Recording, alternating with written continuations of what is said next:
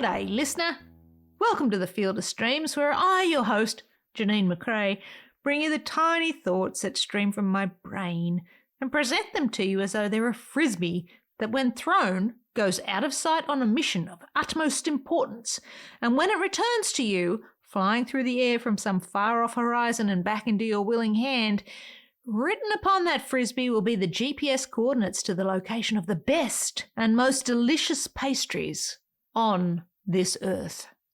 Carbs.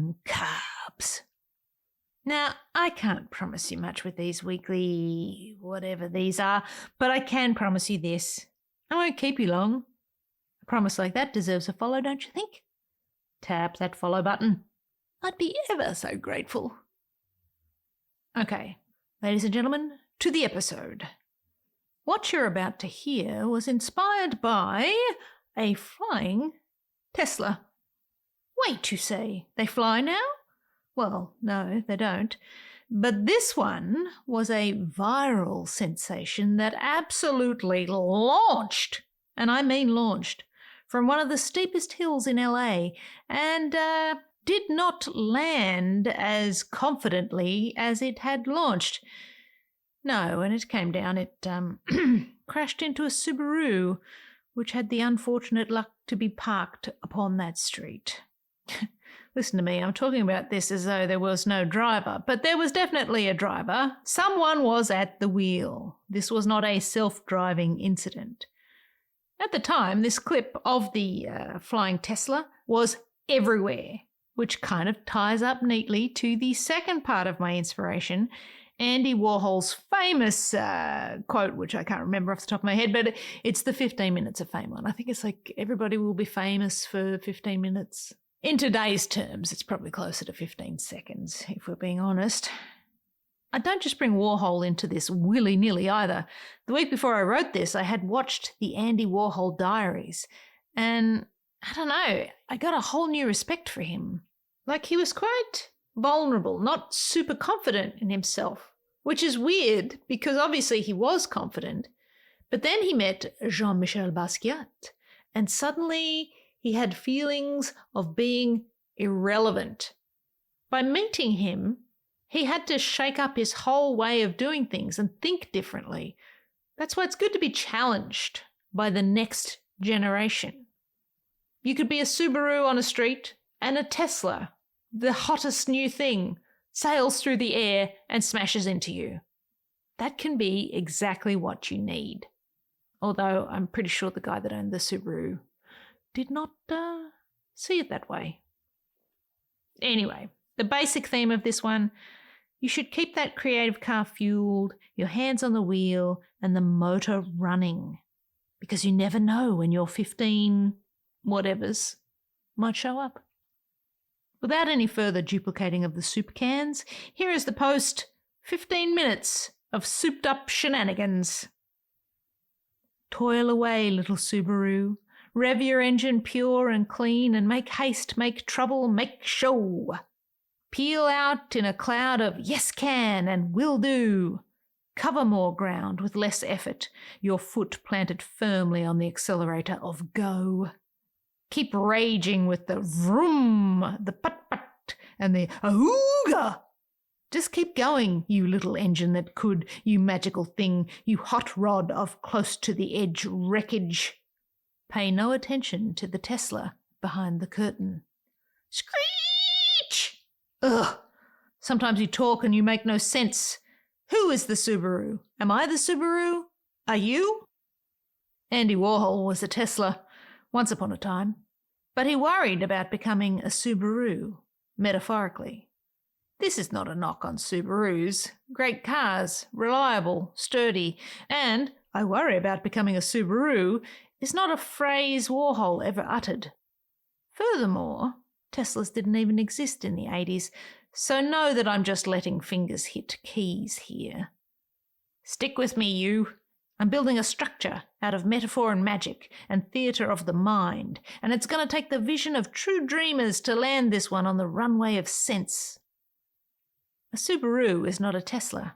It's not the future, which is what Warhol saw when he laid eyes upon the work of the young graffiti kids in the 80s. The herrings, the Basquiats, the Teslas. That's a metaphor. The worry of becoming a Subaru is a clumsy construct that represents relevance, or more accurately, irrelevance, the fear of it. Warhol was excited about these kids, but at the same time he was a little, bummed. Exhibit A. There's a point in the Andy Warhol Diaries, a 6-part series I watched on Netflix, where he describes going to a particular Keith Haring show and feeling jealous. This Keith thing, he says, reminded me of the old days, when I was up there. When I was up there and making heads turn, before I became a Subaru. Of course I'm putting words in the wigged wonder's mouth here. Andy Warhol was never a Subaru, but isn't that the fear of anyone driven to make things? The fear that what's on your page is not as good as what's on that other person's page, or perhaps not even as good as what used to be on your page. The fear that you have been surpassed, left behind, ejected from some hot club you finally bribed your way into. Do you really age out of new, out of hot, out of vogue?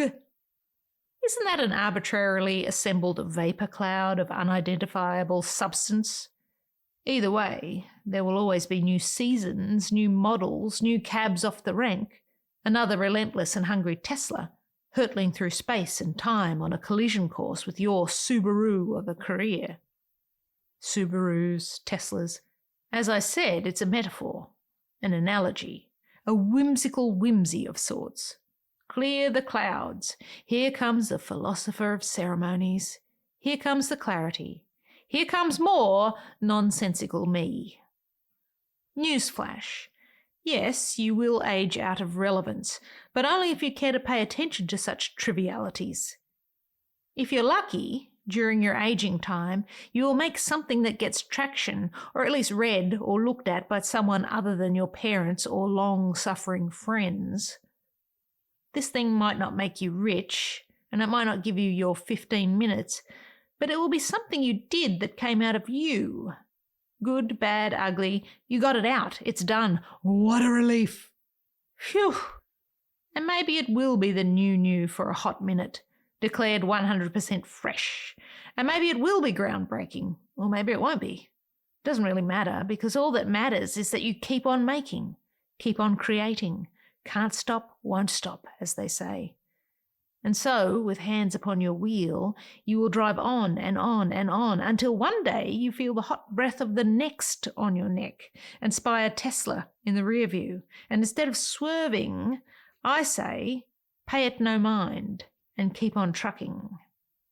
It's not all frunks and ludicrous modes. And if anything, you could say the crash of someone like Jean-Michel Basquiat into Andy Warhol's life was a good thing. It flipped all sorts of creative switches in Andy and reinvigorated his sense of exploration, proving that friendly competition and collaboration can be a driver of any car. I can hear you spluttering, chugging along, trying to pass meaning from my rambling screed. Let me prime the pump here. It doesn't matter what your vehicle is, just keep the engine running. Something new will always be coming down the road, and if I learned anything from watching the Andy Warhol Diaries, it's to run and gun on the fuel you brung. Self-doubt, pain, fear, vanity, ego, jealousy, joy. One can only pray that a Basquiat does a hot lap on your racetrack to push you in new and combustible ways. Hope a Tesla does donuts on your work. Wish for a bright and shiny next big thing to drive up so hard on you it forces you to rebuild your engine. New years come and go, just as new flavours hit eager tongues and fizz like delicious fire. It doesn't make the old flavours any less yum. There's always going to be another Tesla, and comparing your shape to the shape of it is a mug's game. Lamenting your lack of Easter eggs is a waste of precious time. Whether you're a Subaru or a scooter, a Tesla or a trombone, what you drive is just the vehicle, and you don't need a license to crash. What happens, happens, and it happens mostly out of your control. Any schmuck can crash a Tesla into a Subaru. Just remember, it's not the car, it's the damn driver. And some of those Tesla drivers might be asleep at the wheel. And I mean that literally.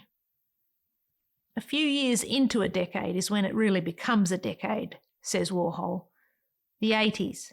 They'll be looking over all the people and picking the ones that will survive. It's when the people will either become part of the future or part of the past. Becoming part of the future or part of the past, both are viable options. We should all aspire to become irrelevant. It means things are still moving forward, with or without you, and you never know. You might end up as a dusty barn find that breaks the market one day. Just think about that. You may never be a Tesla. Heck, you may never even get to be a Subaru. But good riddance to bad rubbish, and car analogies are dumb anyway. Just be you and steer. Be the past and the future. If you get 15 minutes, take it. But know that those 15 minutes might be you sitting all alone in your creative car. That's good. You can change the radio station and control the volume. I'm talking frequencies, man. 15 minutes, 15 seconds, 15 breaths in a really good or dinged up body.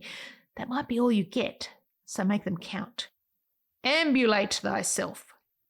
The road is open. Run on watts or high octane or farts, doesn't matter. Just don't run on empty.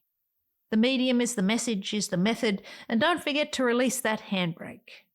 Your creative car is filled with clowns, you say? I say put them to work before your son is blacked out by a flying Tesla. Andy Warhol, you've heard of him, right? Marilyn, soup cans, peeling bananas, zippered fingers.